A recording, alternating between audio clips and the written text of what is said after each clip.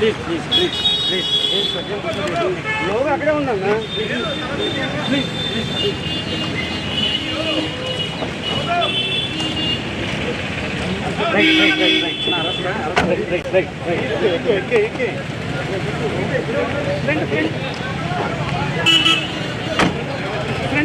Satish hello ఇప్పుడు వచ్చేసారి తీసుకెళ్ళిపోయారు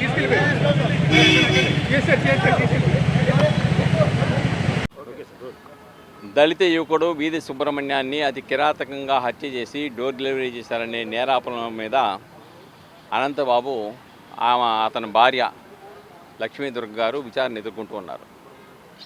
అయితే ఈ కేసు జిల్లా కోర్టులో ప్రత్యేక న్యాయస్థానంలో విచారణ జరుగుతూ ఉండగా జరగడానికి సిద్ధంగా ఉండగా ఆ సాక్షుల్ని కాకినాడలో ప్రభావితం చేయడానికి, భయపెట్టడానికి, తప్పుడు సాక్ష్యం చెప్పడానికి, అలాగనే ఒక్కొక్కరికి ₹1,00,000 చొప్పున క్యాష్ను ఇచ్చేసి బలవంతాన ఇచ్చేసి చెప్పకపోతే తీసుకోకపోతే మిమ్మల్ని చంపేస్తామని బెదిరించారని వాళ్ళు ఫిర్యాదు ఇచ్చారు సర్పవరంలో. వాళ్ళ నలుగురి దగ్గర నుంచి కూడా ₹4,00,000 పోలీసు వాళ్ళు స్వాధీనం చేసుకున్నారు. అలానే ఎవరైతే ఇది పరిష్కారం చేసి సాక్షులను ప్రభావితం చేయాలన్నారో ఆయన కూడా 4వ ముద్దాయి. ఆయన ఒప్పుదల స్టేట్మెంట్ ప్రకారం కూడా ఆయనకు కూడా ₹1,00,000 ఇస్తామని 25,000 ఇచ్చారు. ఆ 25,000 కూడా ఒప్పుదల స్టేట్మెంట్ ప్రకారం 25,000 కూడా స్వాధీనం చేసుకున్నారు. ఇదంతా అయిన తర్వాత అనంతబాబు గారిని A1 మొదటి ముద్దాయిగా పెట్టి మరొక 4 మీద కేసు నమోదు చేశారు.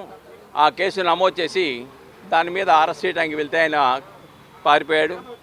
తర్వాత ఈరోజు వీధి సుబ్రహ్మణ్యం కేసు ఏదైతే ఉందో అది ఇక్కడ విచారణ జరుగుతోంది. ఈ విచారణలో ఈయన దొడ్డిదారిని వచ్చాడు.